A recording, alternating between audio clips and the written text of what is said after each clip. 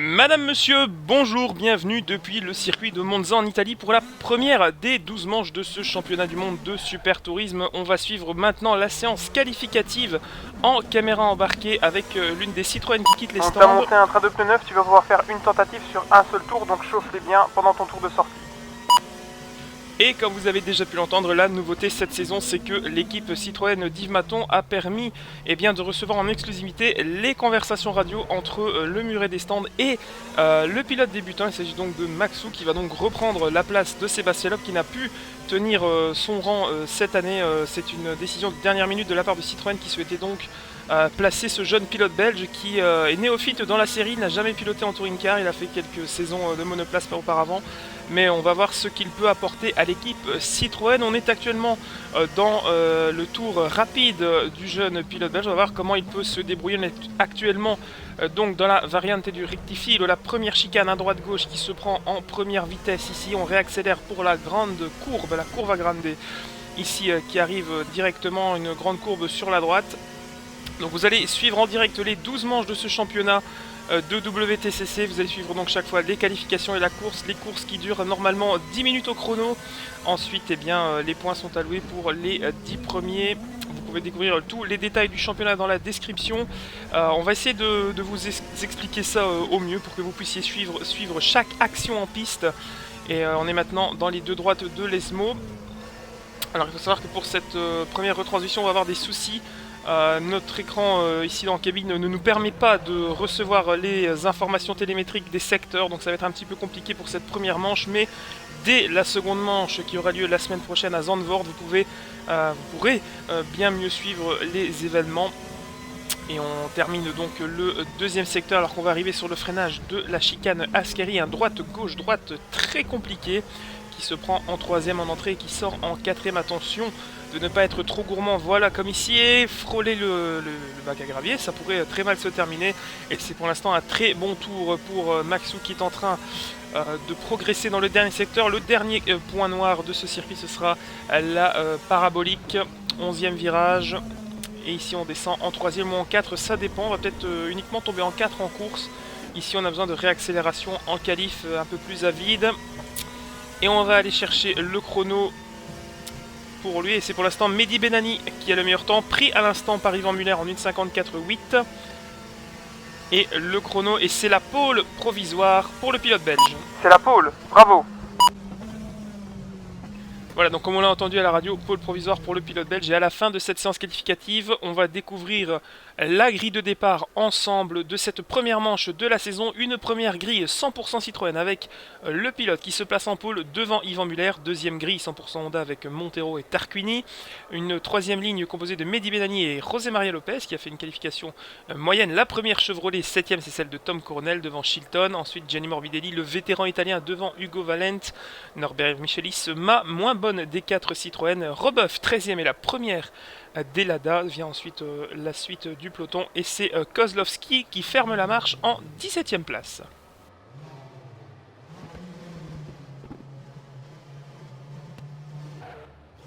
Et c'est parti, un très mauvais départ pour le pilote belge sur la pole qui perd tout de suite plusieurs places. C'est Yvan Muller qui s'est le mieux élancé devant les deux Honda Usine et c'est même Lopez qui est passé. Attention à ne pas perdre trop de place, départ complètement loupé.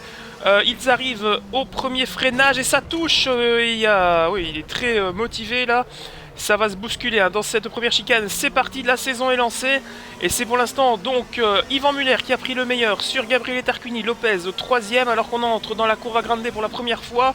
Et ça va récupérer une place derrière puisque Montero vient de céder le 4e rang. Ils vont arriver là à la deuxième chicane qui va être un petit peu plus compliquée à négocier. Attention, on freine très tôt et ça se présente à l'intérieur pour Montero. Est-ce qu'il va le toucher? Oui, attention, il touche le pilote belge qui arrive à se récupérer. C'était chaud là, mais ça passe pour l'instant sans problème pour le peloton. Et le peloton qui entre maintenant dans les deux Lesmo, toujours sous le commandement d'Yvan Muller qui a pris le meilleur, mais départ complètement loupé pour le pilote belge qui partait de la pole. On a vu Montero te toucher au freinage. La voiture n'a rien comme dégâts sur nos écrans et visiblement sur les écrans TV non plus. Tu peux continuer, on t'a prévient si on voit quelque chose. Et on vient de prévenir le pilote belge que oui, en effet, il a été touché par Montero, mais il n'y a pas de dégâts visibles sur la voiture. Et on est dans la chicane Ascari maintenant pour la première fois, toujours sous le commandement d'Yvan Muller, devant Tarquini, Lopez et Montero qui complètent le top 5. Derrière un bon départ pour Tom Chilton qui a réussi à doubler Tom Coronel et Mehdi Benani. Et tentative d'attaque à l'aspiration sur l'extérieur, ça va être compliqué de dépasser en effectuant cette manœuvre sur Lopez. Est-ce que ça va passer au freinage? Non, Lopez qui freine un petit peu plus tard que son équipier. Et ça va nous emmener déjà à la fin de ce premier tour de course. Et les Citroën et les Honda qui, comme prévu, eh bien, se battent en tête de course. La première Chevrolet est donc 6ème, c'est celle de Tom Chilton. Et Yvan Muller qui boucle le premier tour de course. Alors je vous le rappelle, il y a donc 17 voitures engagées et surtout 10 minutes de course pour déterminer qui sera le meilleur de chaque manche de ce championnat. Vous pouvez donc, je vous le rappelle, découvrir le calendrier dans la description si vous souhaitez plus d'informations sur la discipline. On est très bien ressorti de la variante du rectifilo et on va revoir le départ maintenant. On va voir ce qui s'est mal passé. Regardez bien la voiture en pôle et voilà, il cale. En fait, il a du mal de caler son embrayage et il patine énormément. Ce qui va permettre eh bien, à Muller de prendre l'avantage. Très bon départ derrière également de René Munich. Hugo Valen qui s'est un peu loupé et on voit que Coronel et Benani étaient également de front, c'était très chaud et on voit qu'au freinage, voilà, ça s'est un peu bousculé avec, avec Chilton, Montero, Lopez et Maxou, mais ça passe très bien finalement, un départ plutôt propre. On s'attendait à un peu plus de chahutage dans les premiers hectomètres de cette manche, les pilotes qui sortent d'un hiver compliqué où il n'y a pas eu beaucoup d'essais, donc oui, c'était 2 roues dans l'herbe là pour Montero dans la grande courbe et Benani qui va donner un petit coup de roue également à Tom Coronel. Heureusement, tout ça s'est bien passé. Retour au direct alors qu'on est dans la Curva Grande. C'est de nouveau l'attaque sur Lopez. Sois prudent dans les zones de freinage. Yvan se plaint et il a du mal de faire monter les températures. Alors on entend à la radio qu'Yvan Muller se plaint des températures. Yvan Muller qui est actuellement en tête de cette course, hein, on le rappelle, devant Tarquini. Et c'est vrai, oh là, c'était un peu large là pour Maxou. Attention puisque derrière Montero est prêt à de nouveau porter une attaque. Mais on entend des soucis de température. C'est vrai qu'il fait un peu plus frais qu'aux qualifications. Et peut-être que les freins ont du mal de monter en température. Les freins qui sont très importants sur un tracé comme Monza, puisqu'on fait appel à eux de manière régulière et de manière très importante. Donc c'est vraiment un élément de la voiture qui doit être bien paramétré avant une course. Surtout qu'à cette période de la journée, il est un peu 13h05 maintenant. Eh bien, il est vrai qu'il y a pas mal d'ombre puisqu'il y a beaucoup d'arbres sur la piste de Monza. Donc la piste a beaucoup de variations de température selon où vous êtes et des zones de freinage entières sont dans l'ombre et ça peut poser problème. On ressort d'Ascari, 2 roues dans l'herbe de nouveau pour le pilote belge qui va avoir du mal là de revenir sur la piste. Attention, peut-être qu'également il est en proie à des soucis avec les températures, si ce n'est de ses freins, de ses gommes. Et on va compléter un nouveau tour ici, toujours sous le commandement d'Yvan Muller qui commence à prendre un petit avantage sur Tarquini, une seconde presque, entre 8 dixièmes et 1 seconde, ça varie un petit peu. Et c'est derrière le statu quo au niveau des 8 premiers, pas de changement de position lors de ce tour-ci. On va repasser au transpondeur comme on l'a fait au tour précédent. Ok, donc on te prévient, il reste 6 minutes de course, attention aux pneus usés, ça va commencer à glisser sur les réaccélérations. Et les pneus qui sont donc à surveiller pour tout le monde. Et on est très gourmand sur les gendarmes couchés de la première chicane. Mais bon, il faut bien ça pour continuer d'attaquer, d'essayer de garder le rythme. Même si là, il y a eu un petit peu de temps de perdu. Ça commence à un peu s'éloigner. Le peloton est scindé en deux. Il y a vraiment quelques voitures. Il doit y avoir 7-8 voitures qui sont un peu plus loin. Il y a certainement eu un souci dans le peloton.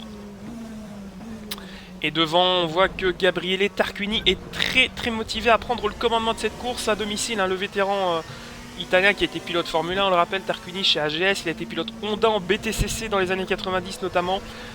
Les dernières années de Honda en BTCC à l'époque avec les Honda Accord. Des coéquipiers de Peter Cox notamment et de James Thompson qui pilote aujourd'hui pour la dame et qui lui est bien plus loin dans le peloton. Attention à la sortie du deuxième Lesmo, c'est bien sorti pour le pilote belge qui va déboîter sur la droite, de nouveau l'extérieur choisi. Est-ce qu'à la vitesse de pointe Lopez peut se défendre? Il est à l'intérieur, est-ce qu'il va mieux freiner? Oui, oh il y a contact entre les deux voitures de chez Citroën, attention à ne pas jouer à cela.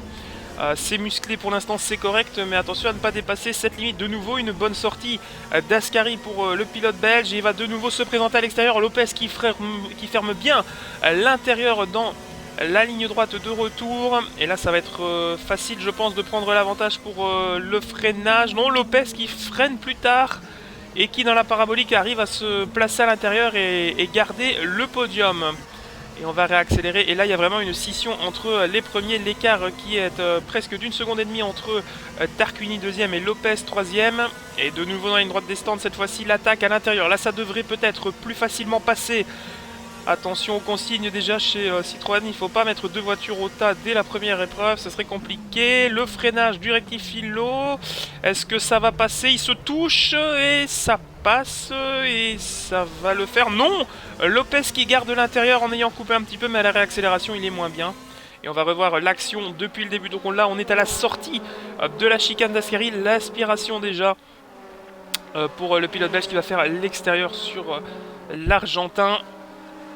Et là c'était passé, mais au freinage Lopez était peut-être un petit peu mieux sur les freins. Et ça lui a permis de conserver la 3e place provisoirement, j'entends bien.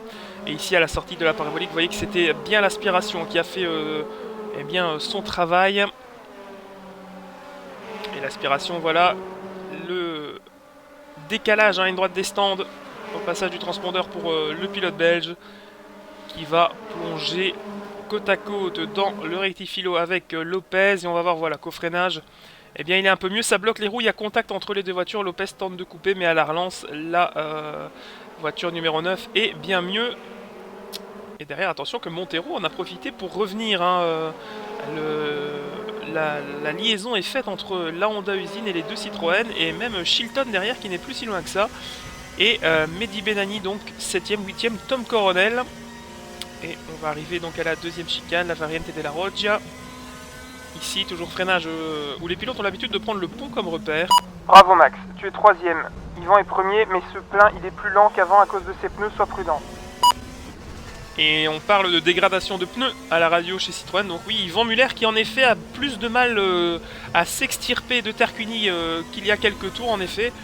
C'est vrai que là, Yvan il est plus lent. Donc peut-être que Tarquini est mieux sur ses pneus. Tarquini qui est très gourmand à la sortie du 2e Lesmo.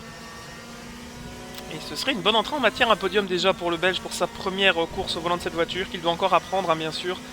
Il n'a pas autant d'expérience en super tourisme qu'en a par exemple un Yvan Muller ou un Tarquini qui sont devant lui. Et Tarquini, le freinage très limite là à Ascari. Oh, pour le même prix c'était le gravier. Et bien on parlait d'erreur de jeunesse, là le Belge qui a failli nous surprendre en allant goûter le bac à gravier de la chicane Ascari. Rare endroit où il y a encore du gravier. Il y en a encore à la parabolique et dans les deux Lesmo, mais c'est amené à disparaître dans les mois à venir, notamment pour le Grand Prix de Formule 1. Et en effet, là, Muller a peut-être une 2e jeunesse dans ses pneus, puisque là, il arrive à reprendre un petit gap par rapport à Tarquini. 8 dixièmes de seconde, une demi-seconde avec le 3e et ensuite 7 dixièmes sur Lopez pour le pilote belge. Et on devrait rentrer bientôt dans ce qui semble être le dernier tour, puisqu'il reste 2 minutes au chrono de temps de course, donc ça peut être le dernier tour. Ok, sur nos écrans il reste moins de 2 minutes au temps de course, donc tu es rentré dans ton dernier tour de course, sois prudent et ramène la voiture. Et chez Citroën, on a donc estimé que c'était déjà le dernier tour de course, donc on est dans la dernière boucle de cette première manche du championnat, qui, eh bien, sauf attaque suicidaire de Tarquini, devrait revenir au Français Yvan Muller. On va rester quand même attentif à ce qui peut se passer parce que les pneus peuvent s'effondrer. Attention à Lopez derrière qui peut être aussi incisif s'il souhaite porter une attaque pour récupérer un podium qu'il a tenu jusqu'il y a pas si longtemps que ça. Donc attention, Tarquini qui est très très motivé à attaquer. On voit qu'il rentre très large dans les Lesmo et qui replonge à l'intérieur. Assez intéressant la manière de procéder du pilote italien. Et on va aller pour la dernière fois vers l'une des dernières possibilités pour porter une attaque, la chicane Ascari. Et très belle aspiration du pilote belge qui revient à moins de 2 dixièmes de Tarquini au freinage. Alors est-ce qu'on va jouer la sagesse chez Citroën? On l'a peut-être dit aussi à la radio, hein, parce qu'on n'a pas toutes les communications bien sûr. On n'a que celles qui peuvent être rendues publiques pour ne pas favoriser un adversaire ou l'autre. Mais peut-être qu'on est en train d'expliquer qu'il ne faut pas attaquer et qu'il faudrait conserver ce podium. Ce serait une très belle performance de la part de l'équipe Citroën pour sa première course. Attention au freinage quand même de la de la parabolique, ça ne passera pas. Quoique, à la relance, peut-être Tarquini qui est soumis à l'aspiration. Oh, il a perdu sa voiture, le Belge.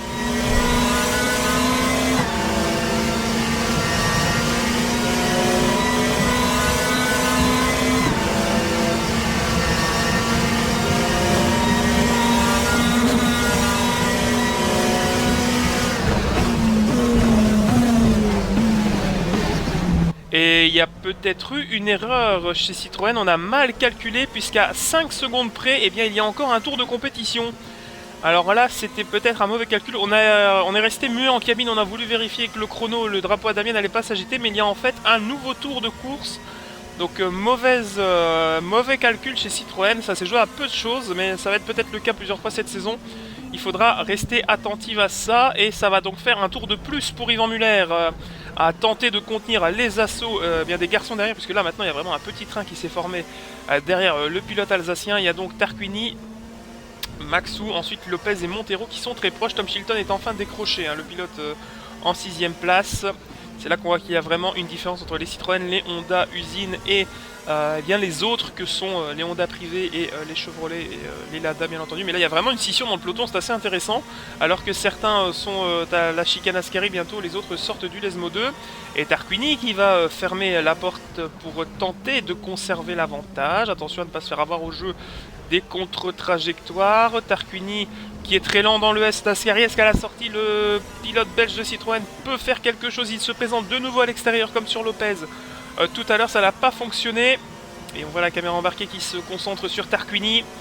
Est-ce que le vétéran italien va conserver à domicile la 2ème place? Et il ferme bien la porte. Donc voilà, on va pas prendre tous les risques non plus chez Citroën. Et on va aller chercher le drapeau à damier dans ce dernier tour sorti de la parabolique. C'est maintenant la victoire pour Yvan Muller. Rien ne peut lui arriver maintenant. L'Alsacien remporte la première manche et décroche donc la tête du championnat. Après cette première manche devant Tarquini, Maxou est 3ème et complète le podium. C'est un podium, 3ème, bien joué. On a encore pas mal de trucs à apprendre sur la voiture, mais c'est un bon résultat pour débuter le championnat. Et comme vous l'avez entendu, on est content chez Citroën. On a fait le boulot et vous découvrez donc le classement de cette première manche du championnat avec la victoire d'Yvan Muller devant Tarquini, 3ème Maxou, et derrière eh bien, il y a eu vraiment une scission comme on l'a dit dans le peloton avec les Honda, et c'est Ma qui termine le plus loin pour Citroën. C'était pas la meilleure performance. Vous découvrez les 3 hommes les plus rapides aujourd'hui sur le podium. On va maintenant eh bien, faire un point sur le classement du championnat du monde pilote après cette première manche. Donc 25 points pour Yvan Muller devant Tarquini à 18, Maxou est 3ème, et donc les autres récupèrent quelques points. Au niveau des équipes, c'est Citroën qui en prend 52 et Honda Castrol qui reprend donc la 2ème place. Le Roll Motorsport, donc les 2 Chevrolet de Tom Chilton et Tom Coronel qui font bonne figure dans cette première manche. Merci à toutes et à tous d'avoir suivi cette première manche de ce championnat de WTCC 2014. On va se donner rendez-vous déjà la semaine prochaine pour la 2e manche qui se déroulera aux Pays-Bas. On va aller du côté de la mer, on va aller à Zandvoort, un circuit très frais, très venteux et très technique où on va eh bien, retrouver nos amis du WTCC. Merci déjà de nous avoir suivis et à la semaine prochaine. Au revoir.